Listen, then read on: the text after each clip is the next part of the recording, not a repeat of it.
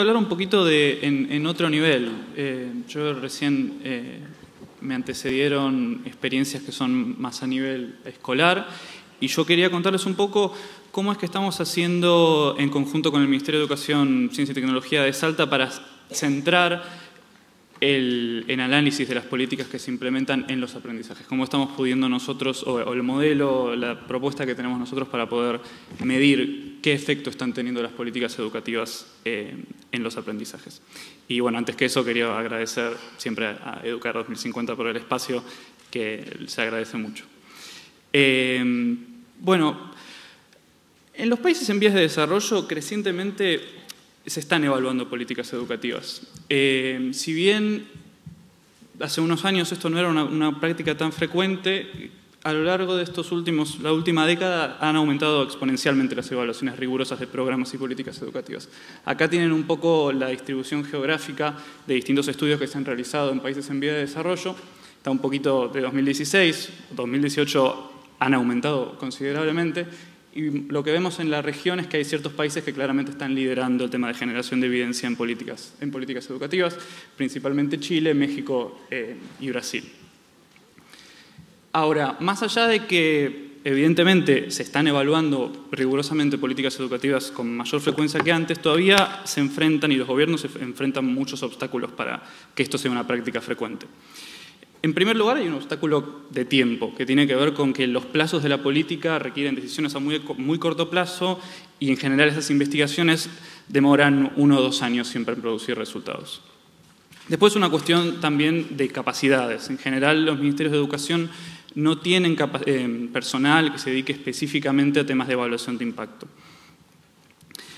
Después hay un tema de costos, que es que cuando nosotros hacemos una evaluación e intentamos recolectar información sobre todo lo que están pasando en las escuelas a lo largo de un tiempo determinado, eso lleva costos en términos de tiempo y monetarios que muchas veces son prohibitivos para realizar ese tipo de estudios.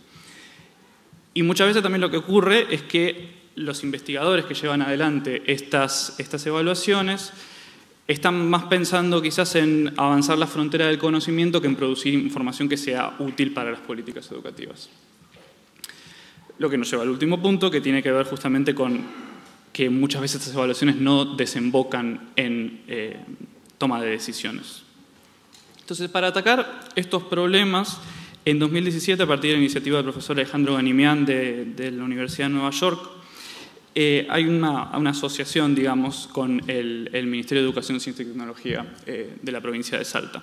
Y acá me toca, obviamente, saludar y mandar mis agradecimientos tanto a Alejandro como a Analia Berrueso, la ministra de Educación, Ciencia y Tecnología de Salta. A lo mejor están en el streaming, que sin su liderazgo esto no sería posible.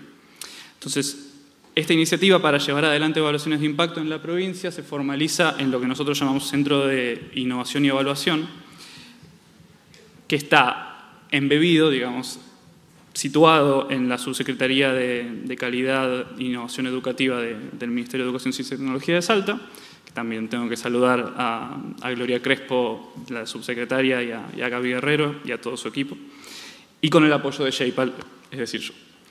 Entonces, nuestra idea y la idea que tiene el modelo que tiene este centro es que a partir de una asociación entre una organización dedicada a la evaluación de políticas públicas y el propio ministerio se puedan elegir ciertas políticas que sean prioritarias para producir evidencia, es decir, qué políticas específicamente nosotros necesitamos o el ministerio quiere saber qué están produciendo en las escuelas, hacer una asignación aleatoria, es decir, decidir quiénes lo van a recibir y quiénes no lo van a recibir a partir de un sorteo, y después usar los datos de aprender que ya están disponibles, es decir, las lleva adelante el Estado Nacional, para analizar el impacto de estas políticas. Entonces, básicamente lo que nosotros logramos con eso es, uno, reducir los costos porque usamos evaluaciones que ya se están implementando por otra agencia, hacer más relevantes las evaluaciones porque están asociadas a las prioridades del Ministerio y por lo tanto incrementar su uso. Entonces, bueno, básicamente les cuento cómo funciona el modelo. Nosotros usamos el modelo de las evaluaciones aleatorias y este modelo funciona de la siguiente forma. Nosotros tenemos un grupo, reclutamos, es decir, buscamos escuelas que estén interesadas en participar en ciertos programas y lo que hacemos es hacer un sorteo en el cual se decide un grupo que va a recibir un programa y otro que no lo va a recibir, y a final de la implementación del programa se compara ambas escuelas. Y lo que nos genera, nosotros usamos un sorteo y no las elegimos intencionalmente, porque esto es la única garantía que nosotros podemos tener en que los grupos al principio, antes de recibir el programa, sean comparables. Cuando nosotros utilizamos sorteos, asignación aleatoria, en términos técnicos, lo que nosotros logramos es que en promedio ambos grupos sean comparables en todas sus características. Entonces, un poco para probar este modelo, en 2017 Alejandro adaptó una intervención desarrollada por psicólogos en Estados Unidos que está basada en la teoría de las mentalidades de crecimiento. Un poco esto es el piloto que hicimos en 2017 para probar si la idea o este modelo de realización de evaluaciones de impacto podía funcionar en la práctica. Entonces, para contarles muy sintéticamente, si quieren después profundizamos en el momento de las preguntas, si es que tenemos tiempo para preguntas, y si no me vienen a preguntar después. Les cuento un poco de qué trata la intervención muy resumidamente. La teoría de las mentalidades de crecimiento, que es una teoría cuyo exponente principal es Carol Dweck, psicóloga estadounidense, se basa en la hipótesis, comprobada empíricamente, de que la autopercepción de los estudiantes sobre sus propias, o sea, la percepción de los estudiantes sobre sus propias capacidades influye en su desempeño. Y esa es una idea muy sencilla, muy intuitiva, que creo que muchos podemos vernos identificados en cierto sentido. Lo que ella encontró en sus investigaciones es básicamente que los estudiantes se distribuyen en un continuo que va desde un polo, si se quiere, negativo, que ella lo llama de las mentalidades fijas, que son estudiantes que creen que sus capacidades están escritas en piedra, que nacieron con ciertas capacidades y que no las pueden cambiar por más que se esfuercen, por más que practiquen, que busquen asesoramiento, y que los lleva un poco a cuando se enfrentan a dificultades, no enfrentarlas, sino simplemente aceptar los problemas que tienen como problemas que no pueden cambiar. Y del otro lado, del continuo de las mentalidades, está el de la mentalidad de crecimiento. La mentalidad de crecimiento son estudiantes que les pasa más bien lo contrario, es decir, creen que sus capacidades son maleables, que ellos pueden, a partir de mayor práctica, de encontrar una persona que los ayude con algo, desarrollar sus capacidades, y eso los lleva a un mejor desempeño. Entonces, a partir de esta identificación de las mentalidades de los estudiantes, se empezaron a generar, sobre todo en Estados Unidos, intervenciones que intentan llevar a los estudiantes de un polo hacia el otro. Entonces nosotros tomamos una intervención que es una intervención muy sencilla, que básicamente son tres componentes. El primero es un texto que está escrito ya nosotros lo adaptamos, pero fue desarrollado en Estados Unidos. Y este texto lo que hace es contarle a los estudiantes acerca de cómo se desarrolla la inteligencia y cómo se desarrolla el cerebro en términos de inspirado y tomando evidencia de la neurociencia y la psicología cognitiva. Se les pide a los estudiantes que lean el texto, se les pide que escriban una carta en donde ellos resuman el contenido o los 3 puntos más importantes de ese texto, y después se toma todas las cartas que escriben los estudiantes y se las pega en un póster que queda en el aula con la idea de recordar estas lecciones a lo largo de todo el año. Entonces, un poco la teoría de cambio es que este texto podría influenciar las creencias de los estudiantes. A partir de influenciar las creencias de los estudiantes sobre sus propias capacidades, ellos teóricamente podrían desarrollar algún tipo mayor de esfuerzo a lo largo del año, es decir, buscar clases de apoyo cuando las necesitan, faltar menos a clase, etc. Y eso, en definitiva, debería impactar en los resultados. Y esta intervención ya, como les decía, la diseñaron y la probaron en Estados Unidos con ciertos resultados prometedores, y también la habían desarrollado en Perú con resultados prometedores para lo sencilla que es la intervención. Entonces, a nosotros nos servía mucho como piloto porque, por un lado, era de sencilla implementación, y por otro lado, sustantivamente, en términos del contenido que prueba la teoría de la intervención, podía ser interesante para ver si en Argentina, en Salta en particular, podía funcionar. Ese es un poco el texto, son un par de páginas del texto que les presentamos a los estudiantes. Y este es el póster que les contaba con las cartas de los estudiantes alrededor. Entonces lo que nosotros hicimos fue, como les contaba cuando les explicaba la metodología, tomamos 202 escuelas, sobre todo de Salta Capital y algunas de alrededores de zonas de escuelas rurales aglomeradas, y hicimos ese sorteo que yo les contaba. Entonces quedaron 100 escuelas en el grupo son 102 escuelas en el grupo que recibió el programa y 100 escuelas, ahí está mal, no son 102, son 100, que no lo recibieron. Y luego hicimos la implementación, se tomó a aprender, y a partir de los datos de aprender nosotros analizamos los resultados.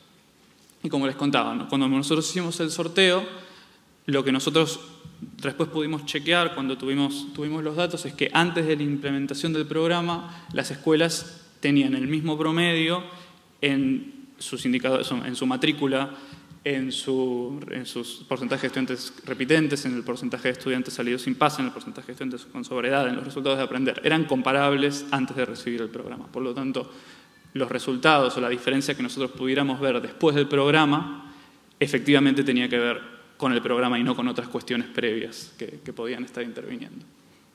Ahora vienen los resultados. Bueno, desgraciadamente los resultados no fueron los que nosotros esperábamos o los que la teoría predecía, más que lo que nosotros esperábamos. Nosotros, después de haber implementado y haber medido posteriormente, no encontramos resultados, no encontramos diferencias entre ambos grupos en prácticamente nada. Ahora vamos a discutir un poco por qué y también podemos dejar parte para la discusión. Pero básicamente nosotros no encontramos que las pruebas en aprender, ni en matemática ni en lengua hubiera diferencias después de la implementación. Tampoco vimos que hubieran diferencias en cómo los estudiantes perciben la dificultad de tarea escolar. Aprender les pregunta a los estudiantes qué tan difícil es matemática, qué tan difícil es lengua, qué tan difícil es escribir un texto, qué tan difícil es comprender lo que leen. Y las percepciones de los estudiantes seguían siendo iguales en ambos grupos. En términos de cuánto faltaban a la escuela o cuánto iban a clases de apoyo, también encontramos que los estudiantes de ambos grupos eran parecidos. Tampoco encontramos diferencias en cuanto a instancias de conflicto interno dentro de las escuelas, cosa que había estudios previos que sí los encontraban. Y bueno, tampoco encontramos evidencia clara e indiscutible de que haya efectos diferentes para distintos tipos de poblaciones. Aunque acá cabe hacer un poco una aclaración, que es que nosotros tuvimos, por características de la muestra que nosotros estábamos, o sea, de las escuelas que participaron en la evaluación, no teníamos muchos estudiantes que pertenecieran a pueblos originarios, que fueran repitentes, que por lo que los datos nos indican, serían los estudiantes que podrían haberse beneficiado más. Entonces, si bien vemos que para los estudiantes que pertenecen a estos grupos, que vemos una cierta tendencia a que tengan un mayor desempeño a partir de la intervención, no tenemos un número suficiente como para que la estimación sea lo suficientemente buena para ser concluyentes con eso. Pero bueno, a ver, había dos cosas. Nosotros estábamos queriendo probar este proyecto porque nos interesaba teóricamente ver si tenía algún efecto aquí en Argentina, pero por otro lado también lo que nosotros queríamos era probar que este modelo de evaluaciones de políticas públicas funciona. Y lo que vemos después de haber hecho todo el proceso es que claramente es un modelo que funciona y que puede ser replicable, que funciona en Salta y que puede ser replicable en otras provincias. Entonces, siendo que el Ministerio llevó adelante la implementación, la capacitación de los implementadores y la Secretaría de Evaluación de la Nación dio los datos de aprender al Ministerio para que nosotros podamos hacer el análisis cruzado entre las que el análisis entre la comparación entre las escuelas que recibieron y no recibieron el programa. Esto básicamente lo que prueba es que cualquier política educativa, no sé cualquiera, pero la gran mayoría de las políticas educativas, y sobre todo las que todavía estamos empezando y piloteando, pueden ser evaluadas rigurosamente y más rigurosamente que lo hacemos habitualmente utilizando modelos de este tipo. Y bueno, finalmente es eso. Lo último que quería destacar es justamente lo que les contaba anteriormente. Dado que nosotros tenemos alguna cierta evidencia de que hay algún grupo particular de estudiantes que podría estar viéndose beneficiado en mayor medida.